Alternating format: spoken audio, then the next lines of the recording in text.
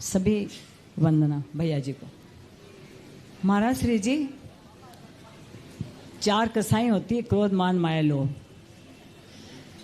तो महाराज श्री, जब ये कसाएं हम लोग करते हैं तो क्या एक कसाई के साथ सारी कसाएं चलती है? और फिर दूसरी है कि हम कोई भी धर्म के कार्य कोई करे उसको हम लोग मनाही करते हैं कि ये मत, वहाँ ऐसा मत करना, या यहाँ मत जाना, या ऐसे करना। तो क्या है कि ये कसाई दोनों के साथ शामिल होती है। जैसे रावण को जलाते हैं तो हम सब तालियां बजाते हैं सामूहिक। तो जो भी पाप ये करते हैं तो ये सामूहिक होता है, तो दोनों के लिए होता है सामूहिक। नमस्ते महाराज। कसाय जो है किसके निमित्त से हो रही है, इसका बहुत बड़ा प्रभाव हो रहा है। एक कसाय होती है अपने स्वार्थ के लिए, एक कसाय होती है अपनी हानि के लिए। यदि कोई वस्तु हमें चाहिए है, उसके लिए हमें कसाय करना पड़ती है, और वो चाहत कितनी आवश्यक है, कितनी जरूरी है, उस पर आधारित है। दूसरी कसाय होती है समाज और धर्म के निमित्त से। समाज और धर्म के निमित्त से जो कसाय होती है वो बहुत बड़ी होती है, बहुत ज़्यादा। किसी को धर्म कार्य से रोकना, धर्म कार्य से रोकना इस सबसे बड़ी कसाय कहलाती। ये कसाय में निधत्त निकाचित कर्मों का बंध होता है। उसके जीवन में कभी, जैसे मान लो किसी ने कह दिया कि भाई तुम उस क्षेत्र में मत जाना, तुम उस मंदिर में मत जाना, तुम उस शिविर में मत जाना, तुम उस महिला सम्मेलन में मत जाना, तुम फलाने यहाँ नहीं जाना। तो इस प्रकार के जो रोकते हैं, इनको निधत्त निकाचित कर्मों का बंध होता है। इसमें उनकी जिंदगी में ऐसा कर्म का बंध होगा, जब उनके जीवन में विपत्ति आएगी, कोई सहायता करने भी जाएगा तो दूसरा रोक देगा, उस व्यक्ति की सहायता मत करो। और उस समय जब जीवन का मरण और जन्म का सवाल होगा, उस समय वैद्य के पास दवाई होगी, लेकिन वो दवाई दे नहीं पाएगा, क्योंकि उसने कर्म ही ऐसा। तो समाज का और धर्म के क्षेत्र में कभी भी कसाय नहीं रखना चाहिए। वहाँ राग द्वेष नहीं करना चाहिए। स्वयं को पसंद नहीं है तो मौन हो जाओ, दूसरे को नहीं रोकना चाहिए। कई लोग दान देने से रोक लेते हैं, बोले अपन को यहाँ दान नहीं देना क्योंकि अपनी कमेटी नहीं है, अपना मंदिर नहीं है, यहाँ अपने कोई। तो इस प्रकार के नहीं, जहाँ दान देना है, योग्य है और धर्म का कार्य है, तो चाहे भली अपना कमेटी में अपना दुश्मन भी क्यों ना हो, लेकिन यदि वो मंदिर का, क्षेत्र का अच्छा काम कर रहा है तो आगे आके दान देना चाहिए। और उसमें किसी को रोकने का सब, बल्कि कहना चाहिए भाई आपसी राग द्वेष अलग चीज है, और धर्म कार्य, देखिए धर्म कार्य हो रहा है, हम सब शामिल हैं, हम सब करना चाहिए। तो ये राग द्वेष कसाय, यही तो निधत्त निकाचित कर्म बन जाते हैं।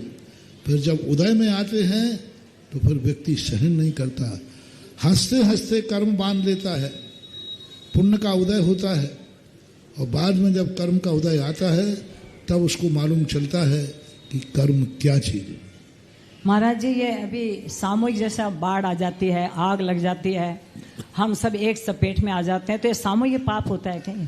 सामूहिक कर्म बंद बनते, ग्रुप बना के कर्म बंद कर रहे हैं ना। हम एक ग्रुप बना करके और राग द्वेष कर रहे हैं, बस। कितनी कसाएं हो रही हैं आजकल ग्रुप बना करके, ये हमारे ग्रुप का एक, हमारे ग्रुप का एक, हमारे ग्रुप का, सब अलग अलग ग्रुप बना रहे हैं। अब तो साधुओं के नाम पर ग्रुप बन रहे हैं, धर्म के नाम पर ग्रुप बन रहे हैं, तीर्थ क्षेत्रों के नाम पर ग्रुप बन रहे हैं, संस्थाओं के नाम पर गुम कर बन रहे हैं। हमारी ये संस्था का ग्रुप है, हमारी ये संस्था का ग्रुप है, हम इस महाराज के ग्रुप हैं, हम इस महाराज के ग्रुप हैं। और दोनों इतनी कसाय में आ रहे हैं, ये सब सामूहिक बंद कर रहे हैं। यही सामूहिक बंद कभी प्रकृति ढहती है, जैसे सामूहिक बंद, सामूहिक कर्म का उदय अभी पंजाब में आया, सामूहिक उदय आया, एक व्यक्ति पे कष्ट नहीं है, पूरे। तो ये सामूहिक कर्म बंद जब हम करते हैं, तो ग्रुप बना करके जब हम कोई कसाय करते हैं, ग्रुप बनाकर हम राग द्वेष करते हैं, तो ये बंद कभी कभी जब उदय में आते हैं तो ये सारे सारे एक स्थान पर मिलेंगे और एक साथ होंगे। सामूहिक कर्म के उदय में एक साथ बंधा था, अब एक कलकत्ता का, एक बंबई का, एक यहाँ वहाँ जन्म गया। अब कर्म कहता है क्या करें? इन्होंने कर्म बंध तो सामूहिक किया था, अब ये तो एक कलकत्ता एक बॉम्बे है, तो फिर वो कर्म ऐसा निमित्त बनाएगा सभी एक प्लेन में होंगे। कर्म को पूरा व्यवस्था बना करके सबको एक साथ प्लेन में बुलाएगा और सीधे प्लेन का क्रॉस करा देगा। ये है सामूहिक कर्म बंध से कोई बच नहीं सकता। कलकत्ता बंबई आसाम सबको इकट्ठा करेगा और एक साथ निपटा देगा। ये सामूहिक कर्म का बंध बहुत खतरनाक है। व्यक्तिगत कर्म को फिर भी काटा जा सकता है, लेकिन जो समूह ग्रुप बना करके पाप राग द्वेष कषाय करते हैं, ये कर्मबंध निधत्त निकाचित होता है। उस पर किसी का बस नहीं चलता, क्योंकि उसमें प्रकृति स्वयं दंड देने के लिए सामने आती है। सामूहिक कर्मबंध में कोई व्यक्तिगत दंड नहीं देता।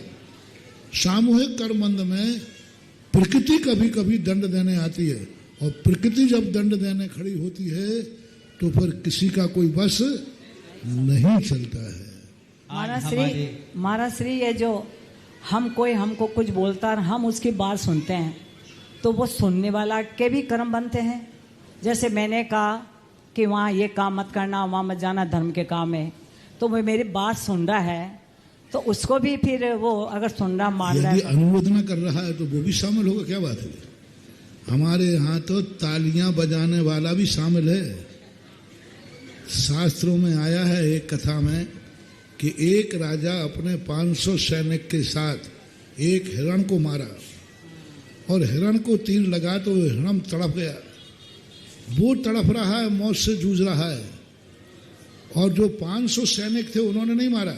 राजा के तीर पर सबने ताली बजा दी, वाह राजा, वाह राजा, बहुत अच्छा, बहुत बढ़िया किया, बहुत अच्छा किया। तो वो 500 ने तालियां बनाई।